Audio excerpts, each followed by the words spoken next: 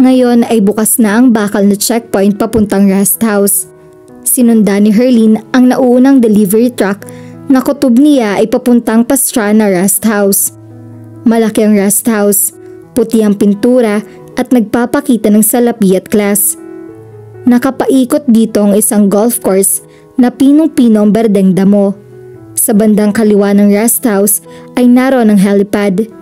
Ayon sa deskripsyon ng boss ni Mira, malapit doon ang tennis courts, swimming pool at kwadra ng mga kabayo.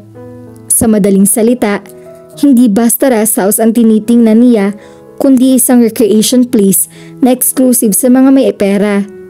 Bulong sa kanya ni Mira, hindi basta makakapunta rito ang kung sino lang. Kailangan may imbitasyon mula sa mismong miyembro ng club. At ito ang lugar ng lalaking magbibigay sa kanya ng seguridad na kailangan sa buhay. Huminga siya ng malalim. Itinabi sa isip ang imahe ni King na pilit pa rin humahanap ng puwang. Muli, suot ang isa sa mamahaling damit na binili sa Maynila. Bumaba si Herlene sa sasakyan at lumapit sa malaking gate ng sala-salabid na bakal. Kaagad na umalis sa guard post ang guardia na matanaw siya. "Yes, ma'am. Sino pong kailangan nila?" "Ako si Herlene De Jesus. May appointment ako kay Banjo Pastrana noong pang Biyernes, pero wala siya noon. Ako yung writer. Nandiyan na ba siya?" "Ay, oho. Nandito na siya. Ibinilin nga kayo. Sandali lang at bubuksan ko itong gate para maipasok nyo ng inyong sasakyan." Habang naghihintay sa maluwang na sala ay kabado si Herlene. Lahat na nakaplanong gagawin niya ay parang gusto yatang lumipad sa bintana. Pero hindi na siya pwedeng umatras. She had gone too far now. Kasunod ng pagpasok ng unipormadong katulong ay isang lalaki. Matangkad ito na tulad ni King and also a Class A hunk in a white shirt and low-slung jeans. Habang papalapit, ina-assess nito si Herlene na tila mamahaling alahas. Miss De Jesus, I imagine that you would want to cut my heart out right about now, and I would deserve sa ginawa kong pag-alis agad noong Biyernes. I'm really sorry." Kinuha nito ang kamay niya at hinalikan. "I'm Banjo Pastrana, ang loko-lokong nandyan sa'yo noong Friday. Kahit anong apology ay alam kong hindi nakakabayad sa pang-aabala ko sa'yo. Tiyak na mapapalo ako ng ate ko nito sa ginawa ko." Madulas ang dilang sabi nito. Natawa siya. "Hindi mo rin kasalanan. I was late and you had guests to attend to. No harm done, Mr. Pastrana." "Banjo na lang, and I'll call you Herlene." Ikinawit nito ang kamay niya sa braso nito. "Welcome to Pastrana's Rest House, Herlene. Inilagay kita sa pinakamagandang silid. Halika, tingnan mo kung magugustuhan mo." Tinawag nito ang katulong at inutusang kunin ang gamit niya sa kotse at dalhin sa silid. Habang naglalakad siya ay nagkakwento ang lalaki. He was one of those people who had the gift of making you think that his totally focus was on you. Palabiro ito at gwapo. Strange pero sa paningin niya ay kasing kisig ito ni King. In a different way nga lang. Itinaboy na naman niya sa isip ng lalaki. Hindi dapat ito ang isipin niya ngayon. She was with a man who had millions and millions of pesos. Nang itulak ni Banjo ang pinto ng silid na tutulugan, ay lihim na napasinghap ang dalaga. Mula sa floor to ceiling na kurtina hanggang sa makapal na carpet ay nagpapakita ito ng karangyaan. May ilang paintings na nakasabit sa dingding at ang malapad na salaming bintana ay nagpapakita ng magandang view sa labas. Tanaw ron ng golf course, pati ang bundok na kalapit ng lugar. "Will this place do?" tanong nito. "Oo naman, it's beautiful." Casual na sagot niya. Ayaw niyang ipahalata ang pagkalunod.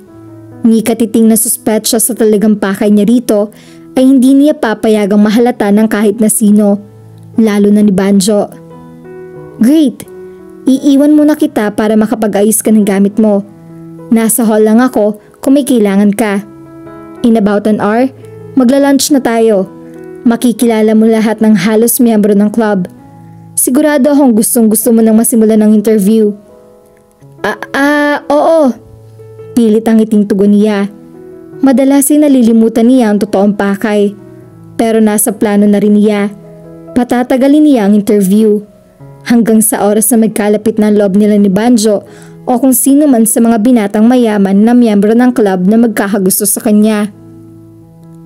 Paano mo planong gawin ang interview? Isa-isa o sabay-sabay na kami? Tanong ni Banjo. Siguro magmamasid muna ako sa mga activities nyo. Saka ko na lang kayo i-interviewin isa-isa. Sort of a fly on the wall? Pagkikibit balikat niya.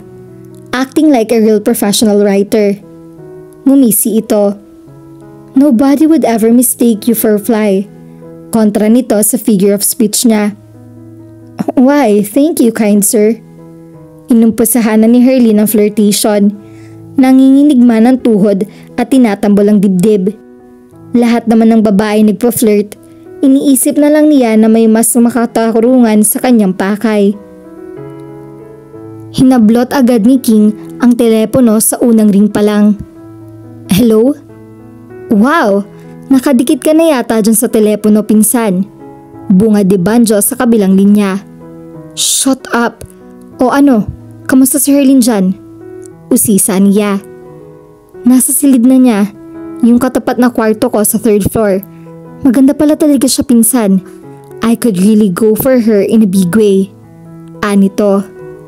Back off, buddy, or you're dead. Banta niya. Malakas ang tawa nito. Hindi pa yata kita nakitang ganito ka-interesado sa babae Hindi ako makapaniwala. Believe it, special sa akin si Herlene. Very special. Teka, nasabi mo ba sa kanyang pinsan kita at lolo mo si Lolo Ogie? Hindi pa kami nakapag-usap ng husto. Teka, baka naman ngayong gusto mo nang ipaliwanag sa akin ang lahat ng to. Bakit bigla na lang tinatanggi mo akong kamag-anak? May nagawa ba akong masama na nagbibigay batik sa ating angkan? Nagkunwaritong nasasaktan. Sa loob ng isang oras na nakalipas, wala pa naman. Ganting biro niya. Ikinuwento niya naging simula ng pagkakakilala nila ni Herlene, pati ang kanyang plano sa dalaga. O ano, tutulungan mo ba ako? Mahikisakay ka ba? Hindi nakikiusap ang utos na tono niya. Kung yan ang gusto mo. Pero pinsan, the whole mess sounds senseless to you. Bakit hindi mo na lang sabihin kung sino ka talaga? Ipagtapat ang totoo mong lagay sa buhay. And then the two of you could ride off into the sunset together and live happily ever after. Says ni Banjo. Importante sa akin to, Banjo. Ano ba? Makikisama ka ba o hindi? Seryoso ang tinig niyang determinado. Sure. Sige. Pagbibilinan ko na rin ang mga katulong na isel yung bibig. Siya nga pala, pagdating din sa Alfonso galing Maynila, dadaratso daw muna siya dyan. Pupunta muna daw dyan sa souvenir shop dyan bago dito. Gusto niya munang silipin si Lolo Ogie. Tukoy nito sa kapatid. Napangiti si King. Nandito na siya, nabilinan ko na rin. Pero wala akong tiwala sa isang yun pagdating sa babae. Gaya ng wala rin akong tiwala sa bago na naman niyang negosyo. Hell, potato chips. Bantayan mo kapag umaaligid ng husto kay Herlene. Humalakhak ang kausap. Alam mo na palang tungkol sa potato chips. Alam mo naman ang kapatid kong yun. Malayo sa karakter niya ang pinapasok sa mga negosyo. Basta huwag mo rin kalilimutan na ikaw ang substitute ng kapatid mong si Jeffrey sa golf tournament dito bukas. We're counting on you to fill out the 3rd foursome. Hindi ko nakakalimutan, pero sorry na lang kayo kung hindi ako ang kasing galing ng kapatid ko pagdating sa golf. Nakangisi si King. Nagbabakasyon lang sa Davao ang kapatid niyang si Jeffrey, ang mismong miyembro sa Elite Men Club. Pero ngayong nasa Bangkok ang kanyang kuya, siya ang substitute sa tungkulin ni Jeffrey sa club. Tigilan mo nga ako. You and Jeffrey could always beat the pants off Alfonso and me. Naalala pa ni Banjo ang mga panahon na ang bawat kampo ng magkapatid ay nagtutunggalian sa golf noong high school days pa lamang nila. Natawa siya. Okay. Ngayong gabi pa lang, pupunta na ako dyan sa rest house. Hindi dahil sa golf, kundi dahil kay Herlene. Nakapag-unpack na si Herlene. Pagkatapos mag-ayos ng sarili at maglagay ng kaunting makeup, dinampot niya ang notebook at bumaba. Habang naglalakad sa malawak na bakuran ng rest house, sumisingit sa kanyang isip si King. Naaalala niya ang paglalakad din nila sa bakuran ng souvenir shop. Mabilis niyang isinantabi ang alaala. Hindi si King kundi si Banjo ang lalaki para sa kanya. He was a handsome devil and a rich as sin. Perfect, eksakto sa hinahanap niya. Maliban lang sa isang bagay. Lumabi ang dalaga. Hindi naman mahalaga iyon. Ano ba kung hindi siya natuturn on kay Banjo?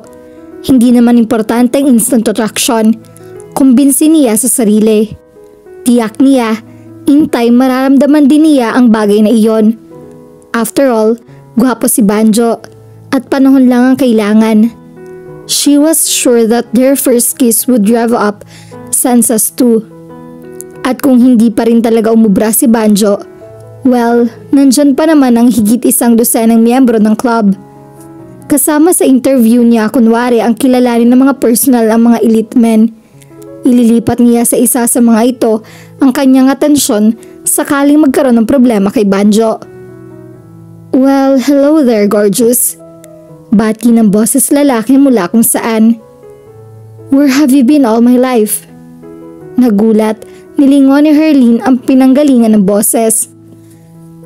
Sa simula, akala niya ay si Banjo ito, pero katagalan ay naipasya niyang younger version nito ng lalaki. Matangkad din ito at kahawig ng mga mata ni Banjo. Pero mas malambot ang aura ng mukha at may cleft chin. Oh, hello, Anya. Ginulat mo ako. Hindi ko alam na may ibang tao pala rito. Kabababa ko pa lang ng mga gamit ko sa terrace. Ang swerte ko naman, may maganda pala kaming kapitbahay. Ako si Alfonso Pastrana. Here, tikman mo ang potato chips na ito. Kakaiba yan. Anito na inabot sa kanyang supot ng chips na kinukutkot. I'm Herlene De Jesus. Salamat, mahilig talaga ako sa mga potato chips. Dumukot siya sa supot at sumubo. Masarap nga. Nasilayan ng mga kaharap. The best in the world, hindi ba? Ini-offer ulit niya ito sa kanya. I've never tasted anything better. Naku, tama na. Baka mamaya ubusin ko na pati yung box na dala mo. Itinuro niya ang kahon na nasa garden set. Naroon ang pangalan ng potato chips na inalok nito. Humalakhak si Alfonso. I like you, Herlene. You must be the writer.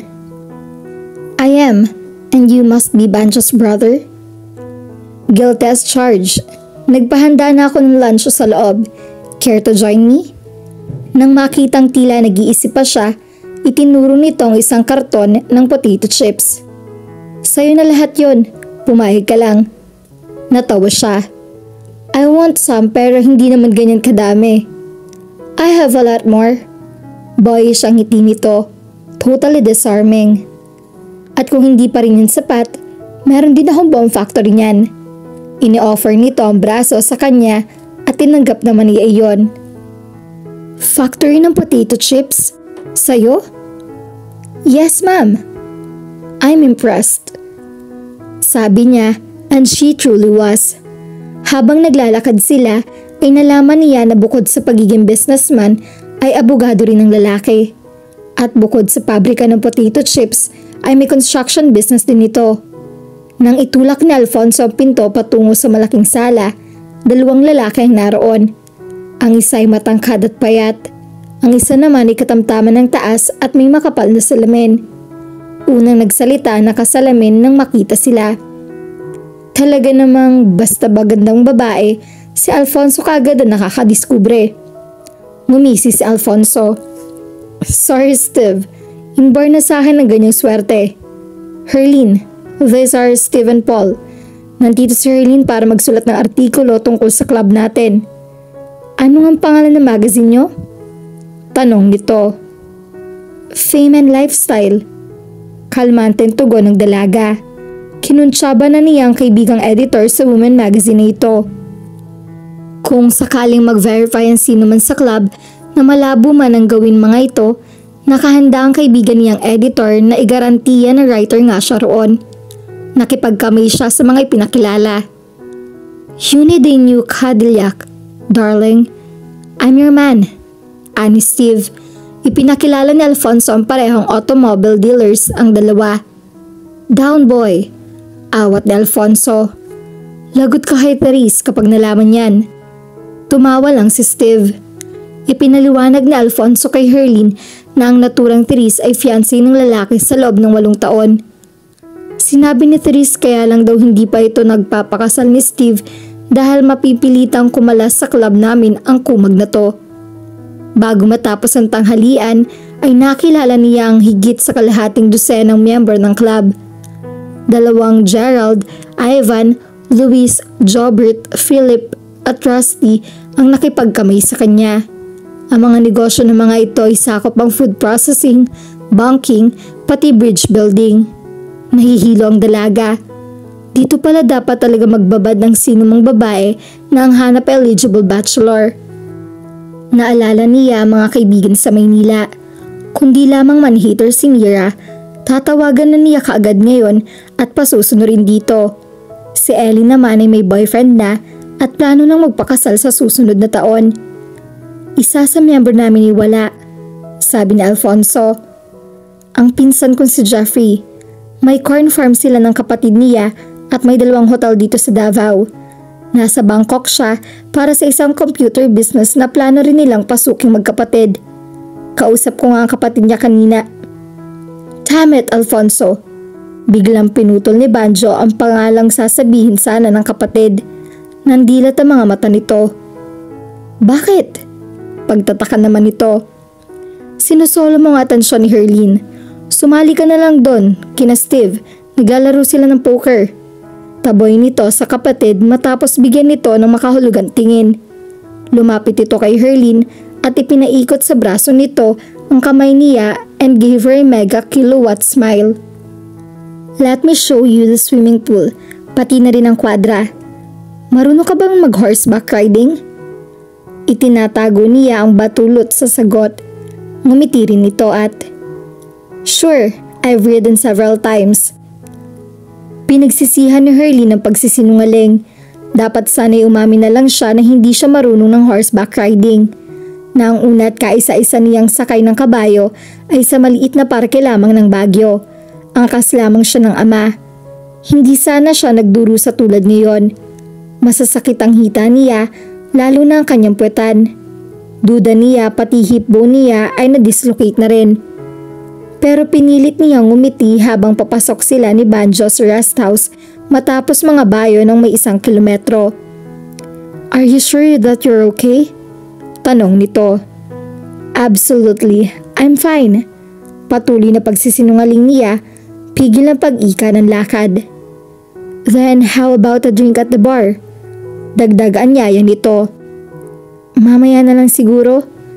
Ang naiisip lang ni Herlene ngayon ay ang malambot na kama at ang hot water sa tub ng silid na inuoko pa. "Medyo napagod na ako. Gusto ko munang midlip." Nang makawala kay Banjo ay dire-diretso siya sa kabilang hallway na tumutumbok sa silid niya.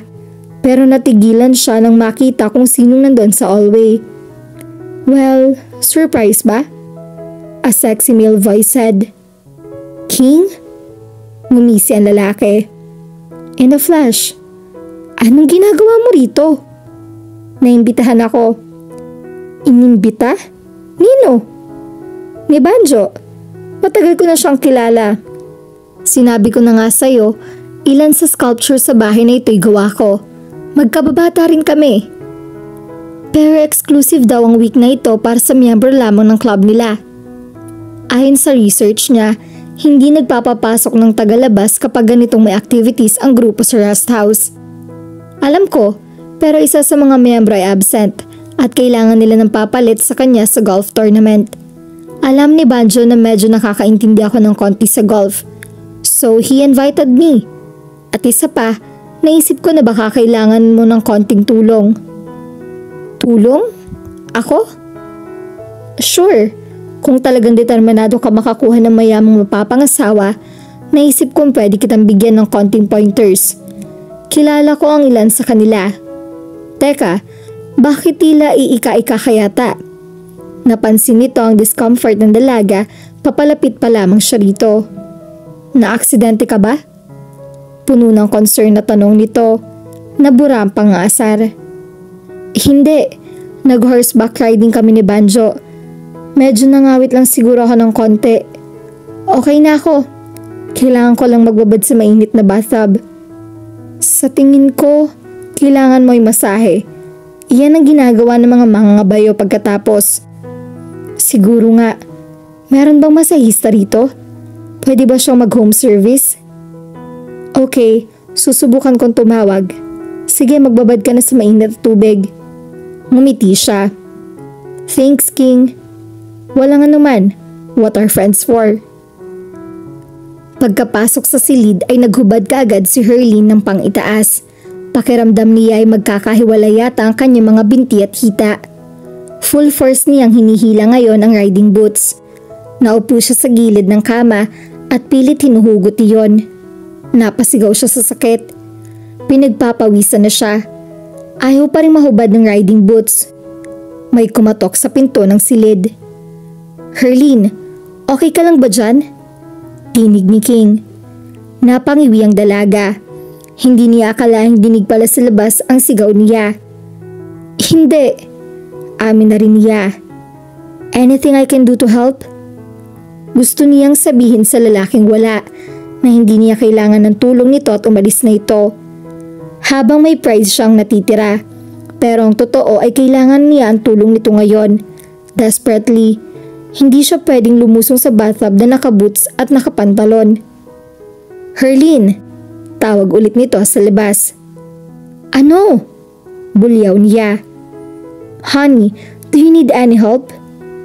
I'm not your honey, and yes, I need help. Napilitan siyang tanggapin ang sitwasyon. Pwede ba akong pumasok? Bumuntong hininga ang dalaga. Siyempre, paano mo naman ako matutulungan kung nandyan ka sa labas? Bukas yan, pakitulak mo na lang. Nang makapasok ang binata ay pinandilatan niya agad ito. Huwag kang tatawa. Hindi ako tumatawa. What's wrong? Nakapako ang mga matinto sa paa niya. Masakit na mga binti ko. Hindi ko matanggal ang boots. Lalong sumisigid ang sakit kapag pinipilit ko. Hindi naman ako talaga marunong mga bayo. Pagmamaktol niya. Gago talagang Banjo yan. Here, give me those damn boots. Galit na yumuko si King. Dahan-dahang inangat ang isa niyang binti. Hindi naman niya kasalanan. Hindi ko sinabing hindi talaga ako marunong mag-horseback riding. Ouch!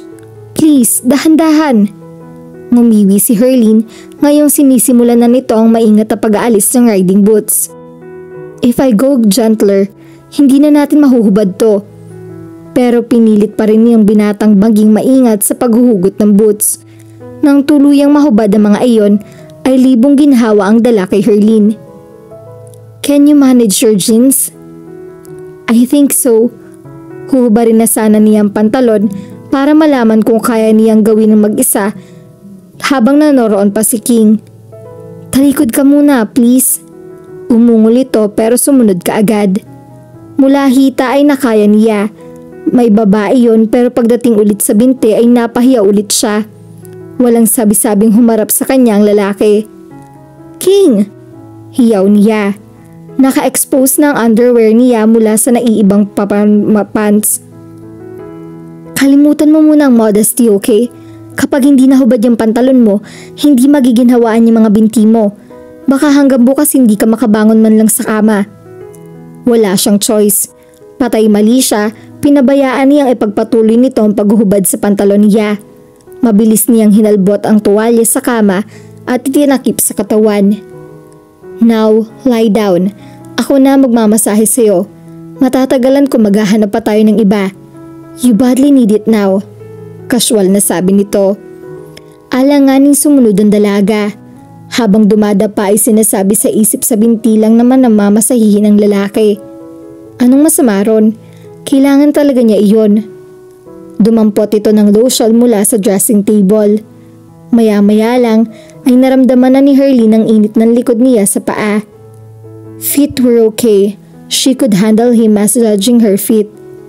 Pero ilang sandali pa, nagbago ang pakiramdam niya.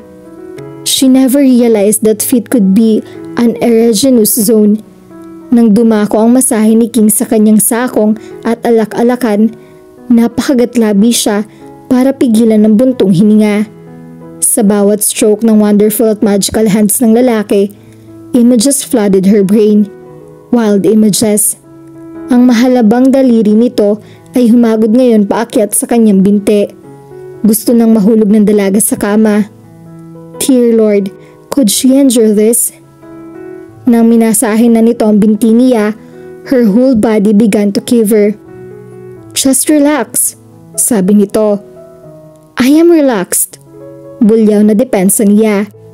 Umibik lang ang binata. Damn him and his sexy chuckle. Sa kabila ng nararamdaman, nagsimula nang ma-relax sa mga muscles ni Herlene. Unti-unti nang nawala ang tensyon, bagaman naroon pa rin ang kaunting kirot. Para siyang idinuduyan sa ginhawa, hanggang sa maramdaman niya ang dalaw ng antok. Nang mapansin ni King na nakatulog na ang dalaga, itinigil na nito ang masahe. Tumindig siya at pinagbasdan si Herlene na nahihimbing. Masidhing sulpot ng damdamin ang pumuno sa kanyang dibdib. Maybe for the first time in his life, King Pastrana de Ledesma was truly falling in love. Hindi niya maipaliwanag kung paanong nangyari ito ngayon. Sa babaeng ito na bigla na lamang sumulpot sa buhay niya. Pero hindi niya pwedeng itanggi ang sidhi ng emosyon na ginigising nito sa kanya. Kahit pa sabihing gold digger ito. But he would work on it. Titingnan niya kung mapapaibig niya ang dalaga kahit wala itong nalalaman sa tunay na niyang estado sa buhay. Lumakad siya patungo sa bintana. Matapos ibaba ang blinds para dumilim ang silid, ay lumabas na siya ng kwarto. Marahan niyang isinara ang pinto. At dito na po nagtatapos ang part 5 ng ating kwento. Sabay-sabay po nating abangan ang susunod pang mga kabanata. Maraming salamat po. God bless and stay safe!